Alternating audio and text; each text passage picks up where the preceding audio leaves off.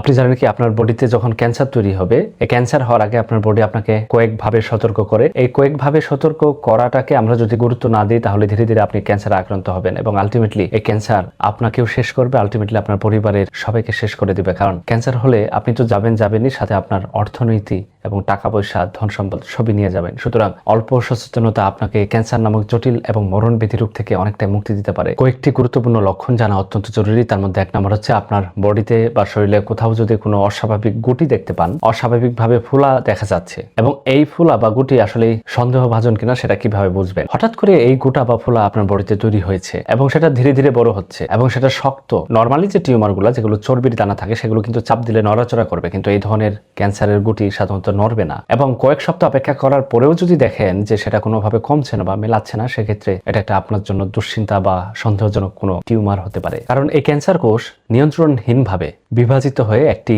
মাস বা দলা তৈরি করে। তবে সব টিউমার বা সব ফোলাই কিন্তু ক্যান্সার না। সেটা হতে পারে লাইপোমা, সিস্ট, কোনো ইনফেকশন অথবা বিনাইন টিউমার। তাহলে যে কোনো টিউমার হলে আপনি কখন পরীক্ষা করবেন? যদি 2 থেকে 4 সপ্তাহের বেশি সময় ধরে দেখা যাচ্ছে, সেক্ষেত্রে অবশ্যই নিকটস্থ ডাক্তার দেখে পরীক্ষা করে নেবেন যে এটা আপনার জন্য দুশ্চিন্তা বা সন্দেহভাজন কোনো টিউমার কিনা। 2 নম্বর যে গুরুত্বপূর্ণ সিগন্যাল সেটা হচ্ছে কোনো কারণ ছাড়া আপনার ওজন কমে যাচ্ছে। আপনার খাবার স্বাভাবিক রয়েছে, প্রচুর খাচ্ছেন, কিন্তু আলটিমেটলি আপনার ওজন কমতেছে। আসলে ক্যান্সার হওয়ার আগে আপনার ওজন কেন কমে? কারণ ক্যান্সার হলে আপনার মেটাবলিজম সেটা পরিবর্তন হয়ে যায়। আলটিমেটলি আপনার ক্ষুধা কমতে থাকে, তখন আপনার বডিতে ইনফ্লামেটরি কেমিক্যালস সেটা বাড়তে থাকে এবং আলটিমেটলি আপনার বডিতে থাকা যে মাসেলস বা মাংসপেশি এবং ফ্যাট বা চর্বি সেগুলো ভাঙতে থাকে। আসলে কখন আপনি সন্দেহ করবেন? যখন দেখবেন আপনার ক্ষুধা হঠাৎ করে অনেক বেশি কমে যাচ্ছে, দীর্ঘদিন যাবত আপনার দুর্বলতা এবং দীর্ঘস্থায়ী জ্বর ভাব, অস্বাভাবিক ব্যথা, সাথে কোনো টিউমার বা কোনো দলা, সেক্ষেত্রে এগুলোর ইভালুয়েশন দরকার। সেটা হতে পারে কোনো খারাপ কোনো টিউমার অথবা কোনো খারাপ রোগের কারণ। 3 নম্বর যে গুরুত্বপূর্ণ লক্ষণ সেটা হচ্ছে দীর্ঘদিনের অস্বাভাবিক ক্লান্তি, যেটা আপনি আগে কখনো ফেস করেননি। অল্প পরিশ্রমে হঠাৎ করে হাঁপিয়ে যাচ্ছেন, ক্লান্তি চলে আসছে আপনার বডিতে এবং সাধারণ বিশ্রামেও সে ক্লান্তি কমছে না। আসলে ক্যান্সারে কি ক্লান্তি হয় বা কেন ক্লান্তি হয়? যখন আমাদের বডিতে ক্যান্সার তৈরি হতে থাকে তখন ইনফ্লামেটরি কেমিক্যালস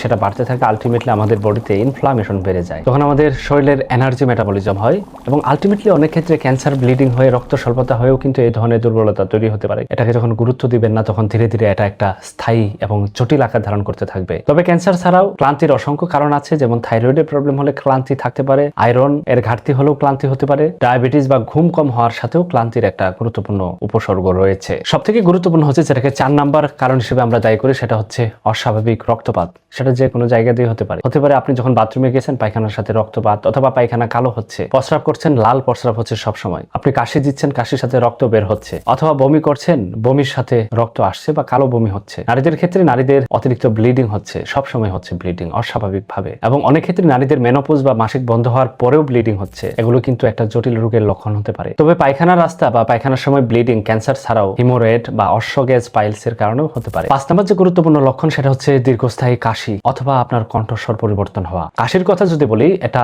কমপক্ষে 3 থেকে 4 সপ্তাহের বেশি সময় ধরে কাশি হচ্ছে এবং কাশির সাথে আপনার বুকে ব্যথা অনুভব করবেন এবং এই কাশি ধীরে ধীরে বাড়তে থাকবে, কাশির সাথে রক্ত আসতে থাকবে। কণ্ঠস্বরের কথা যদি বলি, দীর্ঘদিন যাবত আপনার কণ্ঠের স্বর যদি ভাঙা থাকে বা স্বরের পরিবর্তন বা কণ্ঠ পরিবর্তন হয়, এগুলো ক্যান্সার ছাড়াও যাদের দীর্ঘমেয়াদী হাঁপানি রোগ আছে, যে কোনো জটিল ইনফেকশন বা গ্যাস্ট্রোইসোফেগাল রিফ্লাক্স ডিজিজ থাকলেও এই ধরনের প্রবলেম হতে পারে। সবথেকে গুরুত্বপূর্ণ হচ্ছে যদি দীর্ঘদিন যাবত পেটের সমস্যা আপনার লেগেই থাকে, সেটা হতে পারে দীর্ঘদিন কোষ্ঠকাঠিন্য বা পায়খানা না হওয়া, 3-4 দিন যাবত পায়খানা হচ্ছে না, অথবা পায়খানা খাওয়ার পর হচ্ছে বা সবসময় পায়খানা নরম হচ্ছে, দিনে 3-4 বার হচ্ছে, অথবা পায়খানার আকার চিকন হয়ে যাওয়া, অথবা সবসময় পেট পরিষ্কার না হওয়ার মতো অনুভূতি, এগুলো কিন্তু ক্যান্সারের লক্ষণ হতে পারে। এছাড়াও যদি আপনি আপনার বডিতে কোনো তিল সেটা কালচে বর্ণ হয় এবং আপনার বডিতে কোনো ক্ষত বা ঘাত সেটা যদি দীর্ঘদিন যাবত না শুকায়, আপনার ঘাড়, বগল, কুচকিতে লিমনোড ফুলা বা কোনো চাকা দেখতে পান, সেটা ব্যথাযুক্ত বা ব্যথামুক্ত, অথবা রাতে অতিরিক্ত ঘাম বা রাতে জ্বর অনুভব হওয়া, এগুলো সাধারণত ক্যান্সারের কারণে হতে পারে। তবে যে কোনো টিউমার যে কোনো লক্ষণে ক্যান্সার না। ক্যান্সার সাধারণত প্রাথমিক অবস্থায় কোনো টিউমার থেকে হতে পারে, অথবা ব্লাড ক্যান্সার কোনো টিউমার লাগে না, এটা এমনিতেই